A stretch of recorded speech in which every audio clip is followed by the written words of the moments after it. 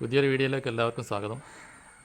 ഇന്നത്തെ വീഡിയോയിൽ ഞാൻ പറയാൻ പോകുന്നത് ഓലയുടെ സർവീസ്, സാധാ സർവീസ് അല്ല, വണ്ടിയുടെ ആക്സിഡൻ്റ് ആയാലോ മറ്റ് ഡാമേജുകളൊക്കെ വന്നാലൊക്കെ ഉള്ള അത് സ്ക്രാച്ചോ അങ്ങനത്തെ പൊട്ടിപ്പോവുക അങ്ങനെയൊക്കെ ചെയ്താലുള്ള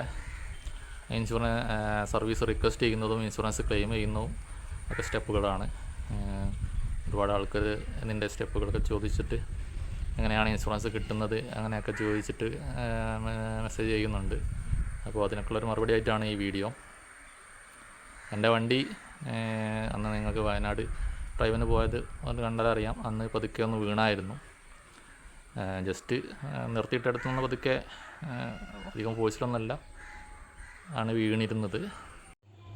വണ്ടിൻ്റെ അടിഭാഗത്തുള്ള ഈ ഒരു പാനൽ, ബ്ലാക്ക് കളറുള്ള പാനൽ സ്ക്രാച്ചായിരുന്നു. അതിൻ്റെ തൊട്ട് മുകളിലുള്ള പാനലും സ്ക്രാച്ചായി.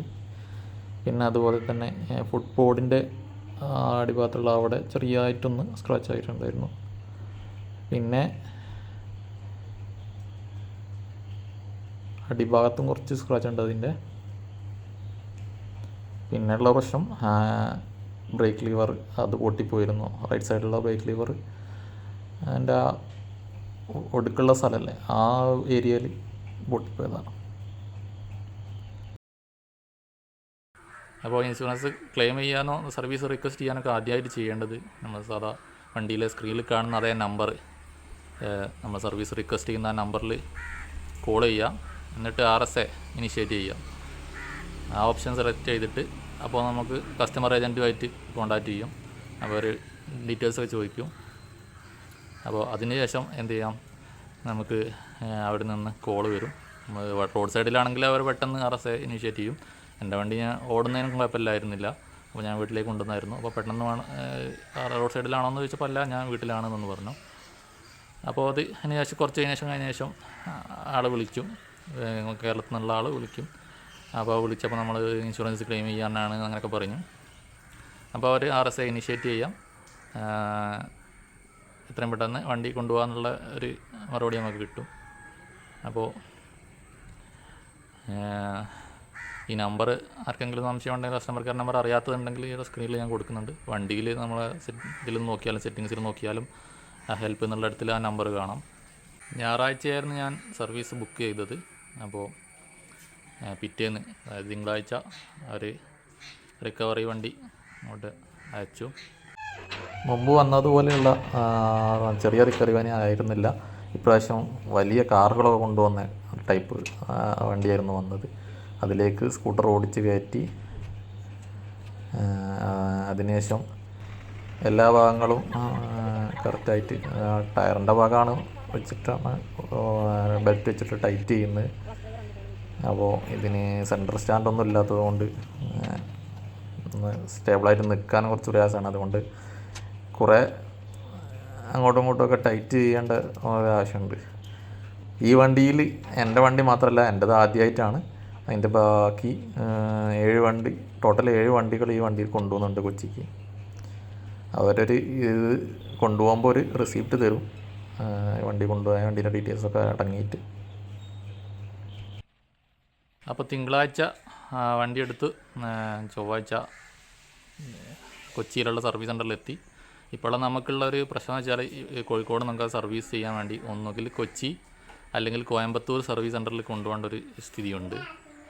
അപ്പോൾ ഇനി കോഴിക്കോട് സർവീസ് സെൻ്റർ തുടങ്ങുന്നുണ്ട്. ഏകദേശം ആഗസ്റ്റ് 15 വർക്ക് ഫിനിഷ് ആവുമെന്നാണ് പറയുന്നത്.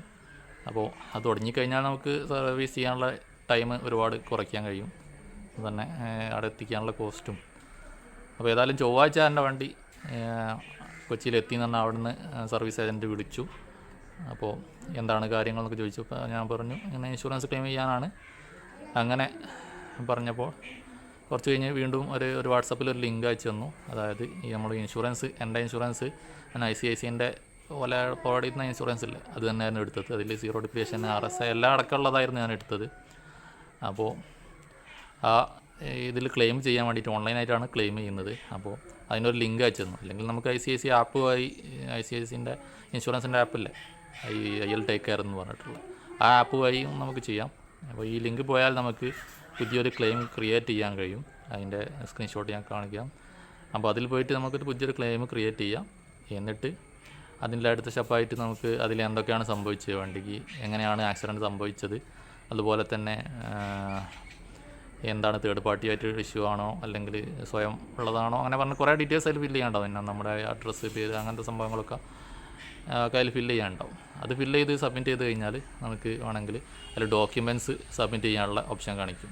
ക്ലെയിം സബ്മിറ്റ് ചെയ്തതിന് ശേഷം നമുക്ക് വേണമെങ്കിൽ ഡോക്യുമെൻറ്റ്സ് അതിൽ അപ്ലോഡ് ചെയ്യാനുള്ള ഓപ്ഷൻ ഉണ്ട്. നമുക്ക് നമ്മളെ ഓടിച്ച ആളെ ലൈസൻസും അതുപോലെ തന്നെ ആധാർ കാർഡ് നമ്പർ അതൊക്കെ അതിൽ അപ്ലോഡ് ചെയ്യാം. ഇനി അതല്ലെങ്കിൽ അവർക്ക് വാട്സപ്പായിട്ട് സെൻഡ് ചെയ്ത് കൊടുത്താലും മതി. അപ്പോൾ അത് അപ്ലോഡ് ചെയ്യുന്നതോടുകൂടി നമുക്കുള്ള നമ്മൾ ചെയ്യേണ്ട കാര്യങ്ങൾ ഫിനിഷായി.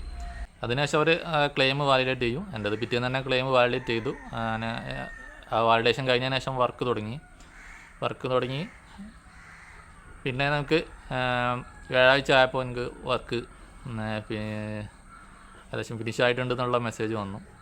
പിന്നെ വെള്ളിയാഴ്ച എനിക്ക് എന്നെ കോൾ വന്നു, വണ്ടി വർക്ക് കഴിഞ്ഞിട്ടുണ്ട്, പിന്നെ ചെറിയൊരു എമൗണ്ട് പേ ചെയ്യാണ്ട് അത് നിങ്ങൾക്ക് ലിങ്ക് അയച്ചു തരും, അത് വെച്ചിട്ട് പേയ്മെൻറ്റ് ചെയ്യാമെന്ന് പറഞ്ഞു. പിറ്റേന്ന് തന്നെ നിങ്ങൾക്ക് വണ്ടി അവിടെ നിന്ന് വരുന്നുണ്ടെങ്കിൽ പിറ്റേന്ന് തന്നെ ഡെലിവറി ആവുമെന്ന് പറഞ്ഞു. അങ്ങനെ വെള്ളിയാഴ്ച രാത്രി വണ്ടി അവിടെ നിന്ന് വന്നു, ശനിയാഴ്ച രാവിലെ വണ്ടി ഇവിടെ എത്തി. അപ്പോൾ എൻ്റെ ഒരു കേസിൽ വണ്ടി സർവീസ് ഈ പാനലുകളൊക്കെ മാറ്റാനാണ് ഉണ്ടായിരുന്നത്. അപ്പോൾ അതിന് ഏകദേശം വണ്ടി കൊണ്ടുവന്നോ തിരിച്ചെത്തുന്നതായിട്ട് 5 ദിവസം എടുത്തിട്ടേ ഉള്ളൂ. ഇതൊരു വലിയൊരു ടൈമല്ല, പക്ഷേ ചെറിയ എന്തെങ്കിലും ഒരു ജസ്റ്റ് ബൈക്ക് ലിവർ പൊട്ടുന്നൊക്കെ മാത്രമൊക്കെ ആണെന്ന് നോക്കുന്നെങ്കിൽ ഇത്രയും സമയം പോയിട്ട് തിരിച്ചു വരാനുള്ള സമയം ഈ കൊച്ചിയിലായതുകൊണ്ട് തന്നെ കുറച്ച് കൂടുതലാണ്.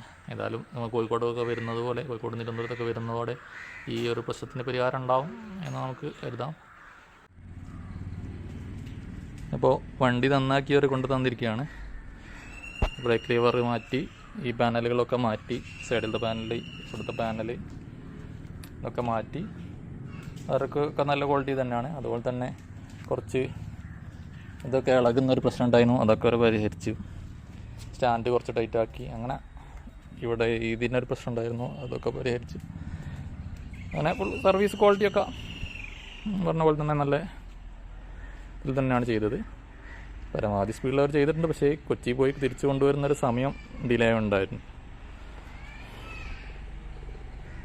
വണ്ടിക്ക് 0 ഡിപ്രേഷൻ ഇൻഷുറൻസ് ഉണ്ടായതുകൊണ്ട് വെറും 132 രൂപ 16 പൈസ മാത്രമാണ് അടയ്ക്കേണ്ടി വന്നത്.